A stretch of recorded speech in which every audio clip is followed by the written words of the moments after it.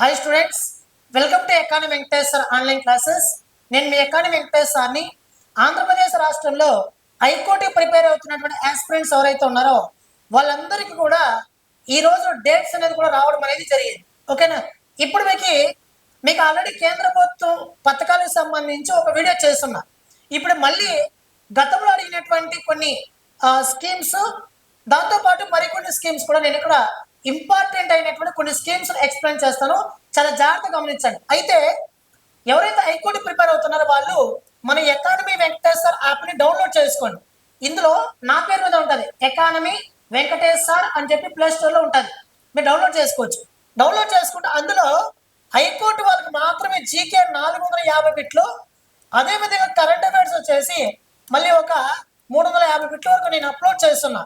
ఈ 800 బిట్లు మీరు బాగా ప్రాక్టీస్ చేయండి. ఓకేనా?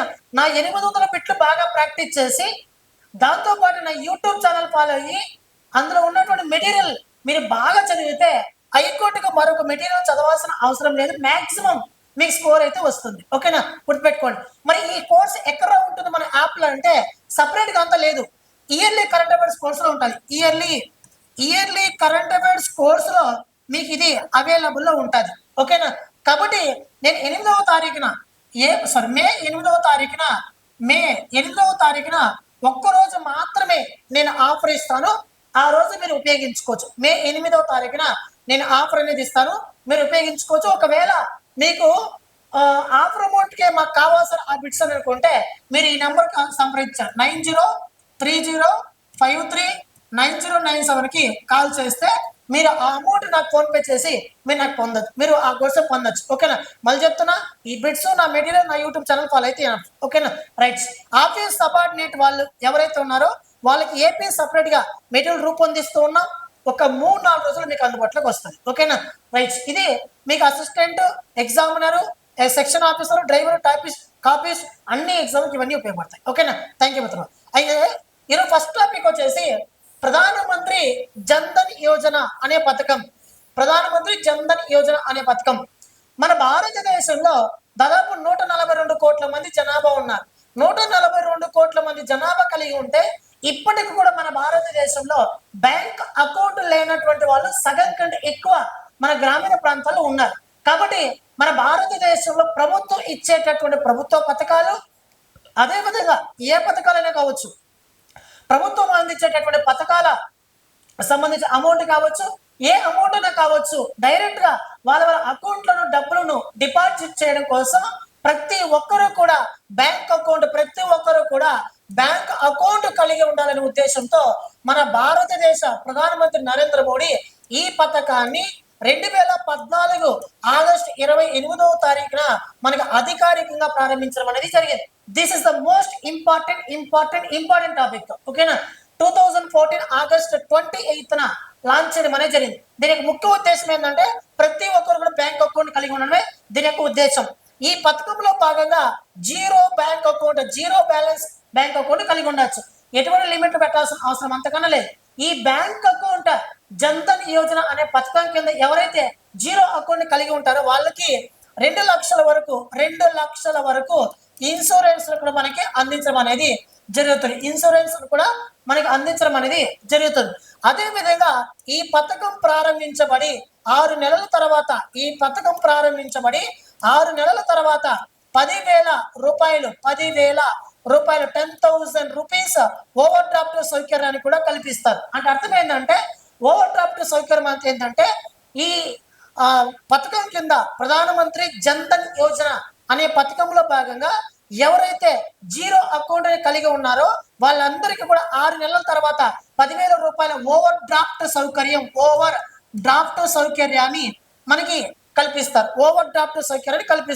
అంటే అర్థమైందంటే నువ్వు ఎటువంటి డాక్యుమెంట్స్ సమర్పించకుండా, ఎటువంటి పత్రాలను సమర్పించకుండా డైరెక్ట్ గా బ్యాంక్ అకౌంట్ కింద మీరు 10,000 రూపాయలు పొందొచ్చు. దీనికి మీరు ప్రూఫ్ ఇవ్వాల్సిన అవసరం లేదు, కానీ వడ్డీ కట్టాలి. కానీ ఇంట్రెస్ట్ అనేది కంపల్సరీ మనం చెల్లించాల్సిన అవసరం కంపల్సరీ ఉంటారు. కాబట్టి మన భారతదేశంలో విత్త సమ్మిళిత్వాన్ని ప్రోత్సహించడం కోసం ప్రభుత్వం అందించేటువంటి అన్ని పథకాల అమౌంట్ డైరెక్ట్ బెనిఫిట్ ట్రాన్స్ఫర్ కింద వాళ్ళ అకౌంట్లో జమ చేయడం కోసం భారతదేశంలో ప్రతి ఒక్కరు కూడా బ్యాంక్ అకౌంట్ కలిగి ఉండాలనే ఉద్దేశంతో ఈ ప్రధానమంత్రి జన్ధన్ యోజన అనే పథకాన్ని తీసుకురావడం అనేది జరిగింది. This is the most important topic. ఓకేనా, రైట్. ఇది మనం చాలా చాలా ఇంపార్టెంట్. నెక్స్ట్ అదే విధంగా ప్రధానమంత్రి దీన్ దయాల్ ఉపాధ్యాయ అంత్యోదయ యోజన, దీన్ దయాల్ ఉపాధ్యాయ అంత్యోదయ యోజన, ఈ పథకాన్ని 2014 సెప్టెంబర్ 25న ప్రారంభించడం అనేది జరిగింది. భారతదేశంలో గ్రామీణ ప్రాంతాల్లో ఉన్నటువంటి గ్రామీణ పట్టణ రూరల్ అండ్ అర్బన్ ఏరియాస్ లో ఉన్నటువంటి పేదరికాన్ని నిర్మూలించడానికి ఈ పథకాన్ని ప్రారంభించడం అనేది జరిగింది. నైపుణ్య అభివృద్ధి, జీవన ఉపాధి అవకాశాలు మెరుగుపరచే లక్ష్యంగా మన భారతదేశం 2014 సెప్టెంబర్ 25వ తారీఖు నుంచి దీన్ దయాల్ ఉపాధ్యాయ అంత్యోదయ యోజన అనే పథకాన్ని ప్రారంభిస్తున్నారు. పథకం యొక్క లక్ష్యం గుర్తుపెట్టుకోండి, పథకం ప్రారంభించబడిన తేదీ గుర్తుపెట్టుకోండి. 2014 సెప్టెంబర్ 25న ప్రారంభించబడిన ఈ పథకం ఏం చేస్తుంది? పేదరికాన్ని నిర్మూలిస్తుంది. దాంతో పాటు గ్రామీణ పట్టణ ప్రాంతాల్లో జీవన ఉపాధి అవకాశం మెరుగుపరచడమే లక్ష్యంగా ఈ దీన్ దయాల్ ఉపాధ్యాయ అంత్యోదయ యోజన అనే పథకం మనకు ఉపయోగపడుతుంది. ఓకేనా. నెక్స్ట్ సంసద్ ఆదర్శ గ్రామ యోజన, సంసద్ ఆదర్శ గ్రామ యోజన అనే పథకం. చూడండి, సంసద్ అంటే పార్లమెంట్ అని, సంసద్ అంటే పార్లమెంట్ అని, పార్లమెంట్ ఎంపీ మన భారతదేశంలో పార్లమెంట్ ఎంపీ, లోక్సభ ఎంపీ ఉంటాడు కదా, పార్లమెంట్ ఎంపీ. సంసద్ అంటే పార్లమెంట్ అని. పార్లమెంట్ ఎంపీ తన స్వగ్రామం, అతను పుట్టినటువంటి గ్రామం కాకుండా, అతను పుట్టి ఉంటాడే ఆ గ్రామం కాకుండా ఆయన ఎంపీ నియోజకవర్గంలో కనీసం ఒక్క గ్రామానైనా ఆదర్శ గ్రామంగా తీర్చిదిద్దాలి. ఆదర్శ గ్రామంగా తీర్చిదిద్దడమే సంసద్ ఆదర్శ గ్రామ యోజన. చూడండి, పథకంలోనే ఉంది అంశం. సంసద్ అంటే పార్లమెంట్, ఒక పార్లమెంట్ ఎంపీ. ఏ MP? Lok Sabha MP. Lok Sabha MP నియోజకవర్గ పరిధిలో తన గ్రామం, పుట్టిన గ్రామం మినహాయించి మిగతా ఏదో ఒక గ్రామాన్ని తీసుకొని ఆ గ్రామాన్ని భారతదేశంలో ఆదర్శ గ్రామంగా తీర్చిదిద్దాలి. ఆదర్శ గ్రామం అంటే ఆ గ్రామాన్ని చూసి పక్క గ్రామం ఆదర్శంగా తీసుకునేటట్టు ఈ నగరాన్ని తీర్చిదిద్దడమే ఆదర్శ గ్రామ యోజన అనే పథకం ముఖ్య ఉద్దేశం. ఈ పథకాన్ని 2014 అక్టోబర్ 11న ప్రారంభించడం అనేది జరిగింది. This is the most important topic. ఖచ్చితంగా క్వశ్చన్ పడేటట్టు ఏరియా. ఓకేనా, చూసుకోండి ఇక్కడ. అయితే చూడండి, ఎంపీ లోక్సభ ఎంపీ ఖచ్చితంగా ఒక గ్రామాన్ని తీర్చిదిద్దాలి. అదే విధంగా ఈ పథకాన్ని 2014లో ప్రారంభించారు కదా, 2019 మళ్ళీ లోక్సభ ఎన్నికల నాటికి కనీసం ఒక ఎంపీ ఆ నియోజకవర్గంలో 2 గ్రామాలను ఆదర్శ గ్రామాలకు తీర్చిదిద్దాలని చెప్పి లక్ష్యంగా పెట్టుకున్నారు. చూడండి, తెలంగాణలోని వరంగల్ జిల్లాలో ఉన్నటువంటి గంగదేవిపల్లి మరియు గుజరాత్ రాష్ట్రంలో ఉన్నటువంటి పన్సారి అనే ఈ 2 గ్రామాలను ఆదర్శంగా తీసుకొని దేశంలో ప్రతి పల్లె అభివృద్ధి చెందాలని చెప్పి ప్రధాని నరేంద్ర మోడీ పేర్కొన్నారు. మరి ఈ 2 గ్రామాలు ఎందుకు ఆదర్శంగా తీసుకున్నారంటే ఆ 2 గ్రామాలలో మౌలిక సదుపాయాలు, అవస్థాపన సదుపాయాలు, రోడ్డు, నీరు, road connectivity, water connectivity, drainage connectivity అన్ని ప్రజలకు ఏం కావాలో ప్రతి ఒక్కటి ప్రభుత్వం అందించిన విధంగా అక్కడ ప్రతి ఒక్కటి కూడా అమలు అవుతుంది. కాబట్టి అలాంటి గ్రామాలు ఆదర్శంగా తీసుకొని ప్రతి లోక్సభ ఎంపీ ఆయా గ్రామాలను తీర్చిదిద్దాలనే లక్ష్యంతో దీన్ని ప్రారంభించడం అనేది జరిగింది. ఓకేనా. నెక్స్ట్ ప్రధానమంత్రి గ్రామ సడక్ యోజన. ఈ పథకాన్ని 2000 సంవత్సరం డిసెంబర్ 25వ తారీఖున తీసుకురావడం అనేది జరిగింది. మీకు అందరికీ తెలిసిన డిసెంబర్ 25వ తారీఖున మన భారతదేశంలో నేషనల్ గవర్నెన్స్ డే, మన భారతదేశంలో సుపరిపాలన దినోత్సవం, జాతీయ సుపరిపాలన దినోత్సవం ఎప్పుడు జరుపుకుంటామంటే డిసెంబర్ 25వ తారీఖున జరుపుకుంటాం. డిసెంబర్ 25వ తారీఖు ఎందుకు జరుపుకుంటామంటే అటల్ బిహారీ వాజ్పేయి జన్మదిన సందర్భంగా ప్రతి ఏటా డిసెంబర్ 25వ తారీఖున మనం సుపరిపాలన దినోత్సవం జరుపుకుంటాం. ఓకేనా. ఈ పథకం యొక్క ముఖ్య ఉద్దేశం ఏంటంటే ప్రధానమంత్రి గ్రామ సడక్ యోజన, ఇది దీని ముఖ్య ఉద్దేశం. ఓకేనా. ప్రధానమంత్రి గ్రామ సడక్ యోజన దీని ముఖ్య ఉద్దేశం. ప్రధానమంత్రి అంటే అర్థమైంది మిత్రమా? ప్రధానమంత్రి పేరు మీదుగా. గ్రామ అంటే ఏంది మిత్రమా? గ్రామం అని అర్థం. సడక్ అంటే ఏంది మిత్రమా? రోడ్లు అని అర్థం. యోజన అంటే పథకం. చూడండి, ప్రధానమంత్రి గ్రామ సడక్ యోజన, భారతదేశ ప్రధానమంత్రి నరేంద్ర మోడీ పేరు మీదుగా అన్నట్టు ఓకేనా. గ్రామాల్లో సడక్ అంటే రోడ్లు అని అర్థం. ఓకేనా, సడక్ అంటే రోడ్లు. కాబట్టి గ్రామీణ ప్రాంతాలలో, భారతదేశంలో ఉన్నటువంటి గ్రామీణ ప్రాంతాలలో రోడ్ కనెక్టివిటీ, రహదారులను, రోడ్స్ ఏర్పాటు చేయడమే లక్ష్యంగా ఈ పథకాన్ని 2000 సంవత్సరంలో డిసెంబర్ 25న ప్రారంభించడం అనేది జరిగింది. ఓకేనా. ప్రధానమంత్రి గ్రామ సడక్ యోజన 2000 సంవత్సరం డిసెంబర్ 25న ప్రారంభించడం అనేది జరిగింది. పట్టణ గ్రామీణ ప్రాంతాల్లో, ముఖ్యంగా గ్రామీణ ప్రాంతాలు, గిరిజన ప్రాంతాల్లో రోడ్డు కనెక్టివిటీని పెంచడం కోసం, నూతన రోడ్లు నిర్మించడం కోసం, రోడ్లను అనుసంధానం చేయడం కోసం ఈ పథకాన్ని తీసుకురావడం అనేది జరిగింది. మోస్ట్ ఇంపార్టెంట్ అయినటువంటి ఒక స్కీమ్ అనమాట. ఇటీవల ఈ పథకం 2025 డిసెంబర్ 25 నాటికి ఈ పథకాన్ని ప్రారంభించబడి సక్సెస్ఫుల్ గా 25 ఇయర్స్ మనకి కంప్లీట్ అవడం అనేది జరిగింది. ఓకేనా. రైట్. నెక్స్ట్ ఇక్కడ చూస్తే మేక్ ఇన్ ఇండియా. మేక్ అంటే ఏమి మిత్రమా? తయారు చేయడం. ఎక్కడ? అంటే ఏమి? లో. ఇండియా అంటే ఏమి? ఇండియాలో అర్థం. మేక్ ఇన్ ఇండియా, ఇండియాలో తయారు చేయడం. మన భారతదేశం మ్యానుఫ్యాక్చరింగ్ సెక్టార్, తయారీ రంగం ఏదైతే ఉందో ఈ తయారీ రంగం చాలా వెనుకబడి ఉంది. మ్యానుఫ్యాక్చరింగ్, ఏసీ తయారు చేస్తాం, ఫ్రిడ్జ్ తయారు చేస్తాం, టీవీ తయారు చేస్తాం, కెమెరా తయారు చేస్తాం, సెల్ ఫోన్ తయారు చేస్తాం, ల్యాప్టాప్ తయారు చేస్తాం, సెమీ కండక్టర్ తయారు చేస్తాం. అంటే తయారీ రంగాన్ని మేక్ ఇన్ ఇండియా. మన భారతదేశంలోనే మ్యానుఫ్యాక్చరింగ్ అంటే ఏంటి మిత్రమా? తయారీ రంగాన్ని మరింత ప్రోత్సహించడం కోసం, తయారీ రంగాన్ని మరింత బలోపేతం చేయడం కోసం మన భారతదేశంలో మేక్ ఇన్ ఇండియా కార్యక్రమాన్ని మన భారతదేశ ప్రధానమంత్రి నరేంద్ర మోడీ 2014 సెప్టెంబర్ 25న ప్రారంభించారు. మీరు గమనించండి, 2014 నరేంద్ర మోడీ ప్రభుత్వం ఏర్పాటైంది. అప్పటి నుంచి చూసుకుంటే ఇప్పటి వరకు అనేక స్కీమ్స్ వార్తలు నిలిచినాయి. నేను చెప్తుంది ప్రధానమంత్రి గ్రామ సడక్ యోజన ఒకటే మీకు 2000 సంవత్సరం ప్రారంభించబడింది చెప్పాను. మిగతావన్నీ కూడా నరేంద్ర మోడీ ప్రభుత్వం ఏర్పాటైన తర్వాత తీసుకున్న నిర్ణయాలు మాత్రం నేను చెప్తున్నా. కారణం ఏంటంటే ప్రస్తుతం గవర్నమెంట్ కూడా వాళ్ళే స్కీమ్స్ అడుగుతారు. ఓకేనా. రైట్. ఇది మేక్ ఇన్ ఇండియా కార్యక్రమం. మన భారతదేశం తయారీ రంగాన్ని మరింత బలోపేతం చేయడం కోసం మన భారత ప్రభుత్వం ప్రతిష్టాత్మకంగా చేపట్టిన ఒక కార్యక్రమమే మేక్ ఇన్ ఇండియా కార్యక్రమం. ఈ మేక్ ఇన్ ఇండియా కార్యక్రమాన్ని మన భారతదేశంలో అమలు చేసే మంత్రిత్వ శాఖ ఏదైనా అంటే మినిస్ట్రీ ఆఫ్ మ్యానుఫ్యాక్చరింగ్. ఓకేనా. Ministry of manufacturing, trade and industry, commerce వాళ్ళు అమలు చేయడం అనేది జరుగుతుంది. Next Swachh Bharat machine. ఇక్కడ చూడండి, ఇక్కడ భారతదేశంలో స్వచ్ఛ భారత్ అంటే మిత్రమా? స్వచ్ఛ అంటే మిత్రమా? క్లీనెస్ట్. భారత్ అంటే మిత్రమా? మన ఇండియా. భారతదేశాన్ని క్లీనెస్ట్ ఇండియాగా మార్చడం కోసం మన భారతదేశ ప్రధానమంత్రి నరేంద్ర మోడీ 2014 అక్టోబర్ 2వ తారీఖున గాంధీ జయంతి సందర్భంగా ఈ పథకానికి శ్రీకారం చుట్టారు. అయితే ఇక్కడ చూడండి, మన భారతదేశంలో పారిశుద్ధ్యాన్ని మరింత మెరుగుపరచడం కోసం, అంటే పారిశుద్ధ్యం ఉంటుంది కదా మన మున్సిపాలిటీ, దాన్ని పూర్తిగా డెవలప్ చేయడం కోసం, అంటే ఎక్కడ చెత్త చెదరం పడిపోకుండా, ఎక్కడ చెత్త చెదారం ఉండకుండా, డ్రైనేజ్ ఎక్కడ పడితే అక్కడ ప్రవహించకుండా నిర్వహించడమే పారిశుద్ధ్యం. ఓకేనా. పారిశుద్ధ్యాన్ని మెరుగుపరచడం కోసం మన భారత ప్రభుత్వం 1999లో టోటల్ శానిటేషన్ క్యాంపెయిన్ అనే కార్యక్రమం పేరు మీదుగా ఈ పథకాన్ని అమలు చేసింది. ఈ పథకం పేరును మళ్ళీ 2012లో మన్మోహన్ సింగ్ ప్రభుత్వం నిర్మల్ భారత్ అభియాన్ పేరు మీదుగా మార్చింది. మళ్ళీ ఈ పథకాన్ని మరింత సమర్థవంతంగా అమలు చేయడం కోసం మన నరేంద్ర మోడీ ప్రభుత్వం స్వచ్ఛ భారత్ మిషన్ అనే పథకానికి 2014 అక్టోబర్ 2వ తారీఖున శ్రీకారం చుట్టడం అనేది జరిగింది. దీంట్లో భాగంగానే మనకి కళ్ళద్దాలు చూడండి, ఇక్కడ కళ్ళద్దాలు. ఓకేనా. స్వచ్ఛ అనేది ఒక కన్ను మీద, భారత్ అనేది మరొక కన్ను మీద ఈ కన్నుని మనకు రూపొందించడం అనేది జరిగింది.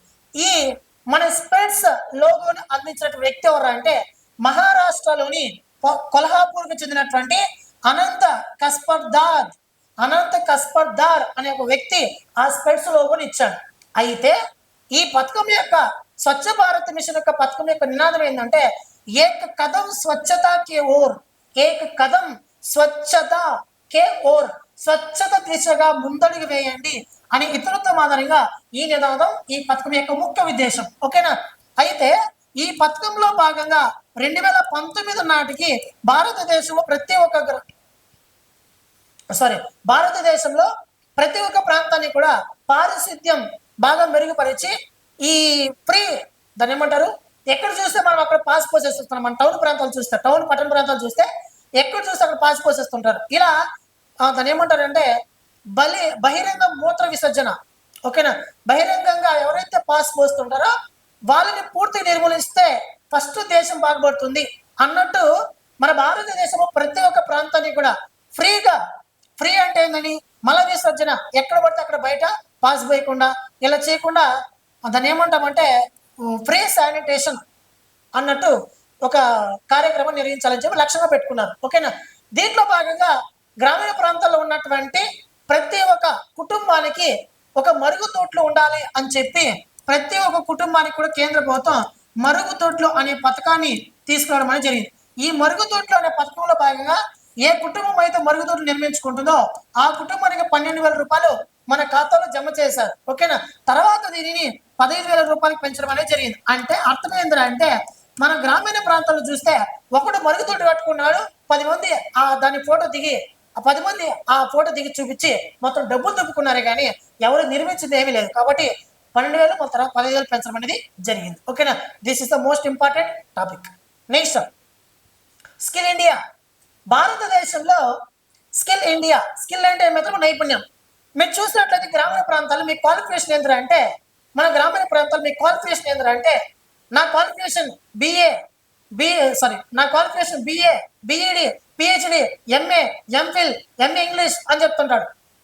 అట్లా వాని క్వాలిఫికేషన్ చూస్తేనేమో నరేంద్ర మోడీ రేంజ్లో ఉంటుంది, వాడిని నైపుణ్యం చూస్తేమో ఓకేనా, వాడి స్కిల్స్ చూస్తేనేమో మళ్ళీ మన కార్యకర్త స్థాయిలో ఉంటుంది. అంటే అర్థమైంది మిత్రమా, మన గ్రామీణ ప్రాంతాల్లో ఎంఏ చేసి ఉంటారు, బిఏ చేసి ఉంటారు, ఎంబీఏ చేసి ఉంటారు, ఓకేనా, పీజీ చేసి ఉంటారు, పిహెచ్డి చేసి ఉంటాడు, ఎంఫిల్ చేసి ఉంటాడు, బీటెక్ చేసి ఉంటాడు, ఎంటెక్ చేసి ఉంటాడు.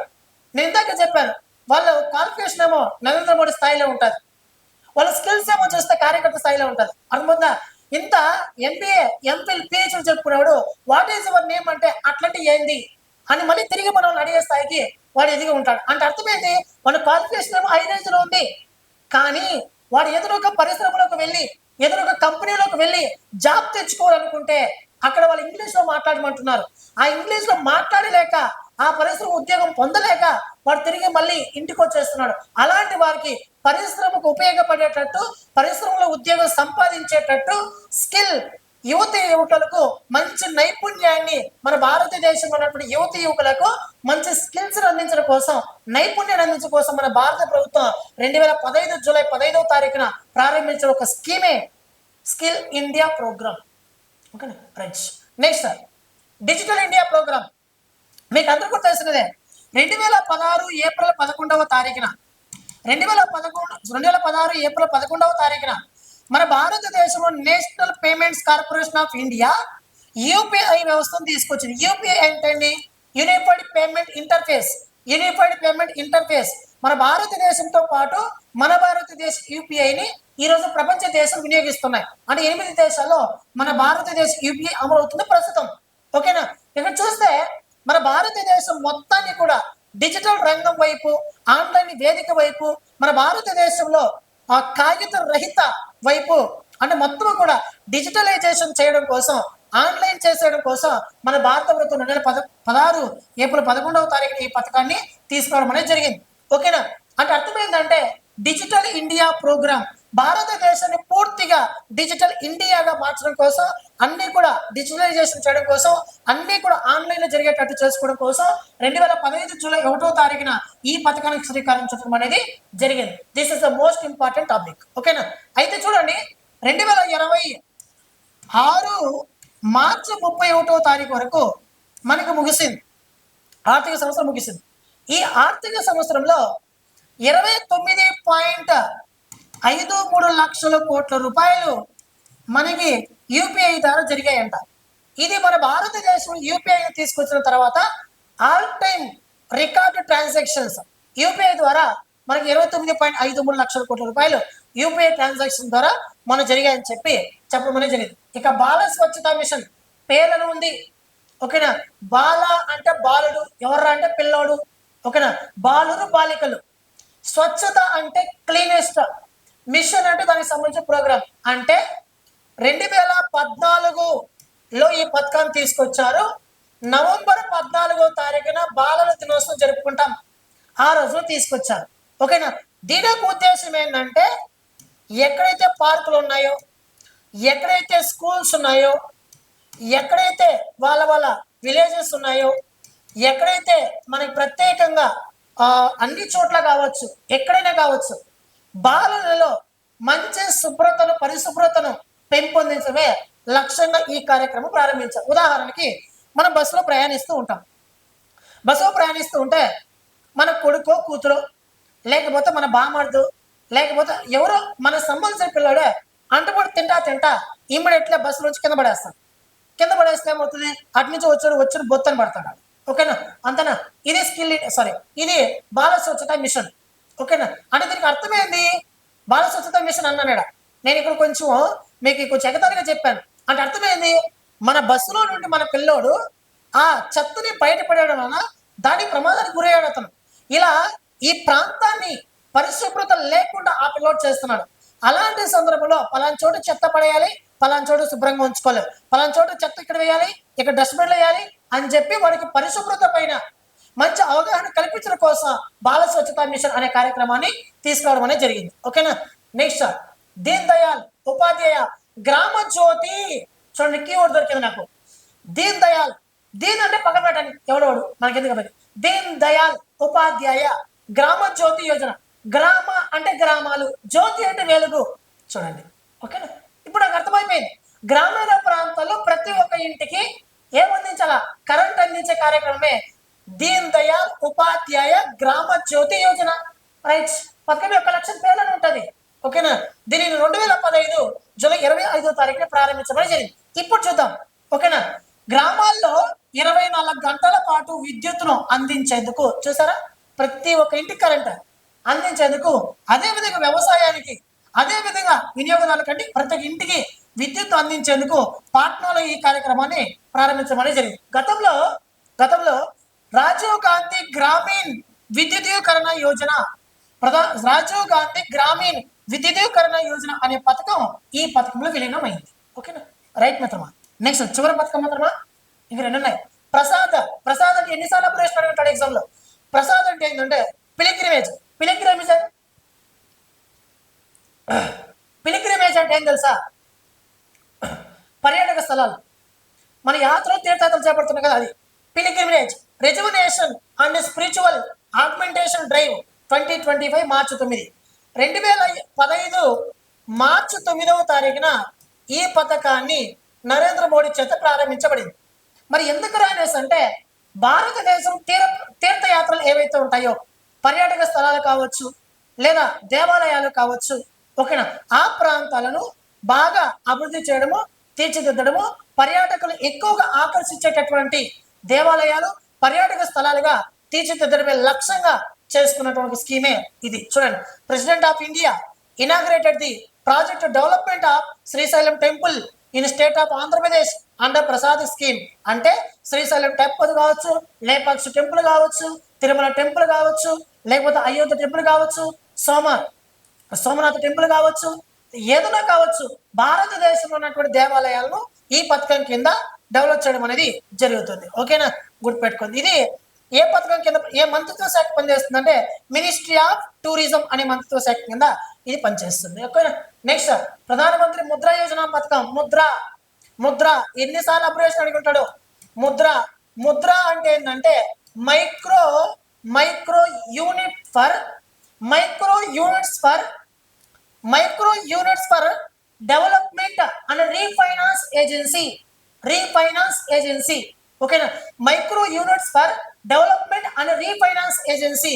ఈ పథకాన్ని 2015 ఏప్రిల్ 8వ తారీఖున మన భారతదేశ ప్రధానమంత్రి నరేంద్ర మోడీ చేత ప్రారంభించబడింది.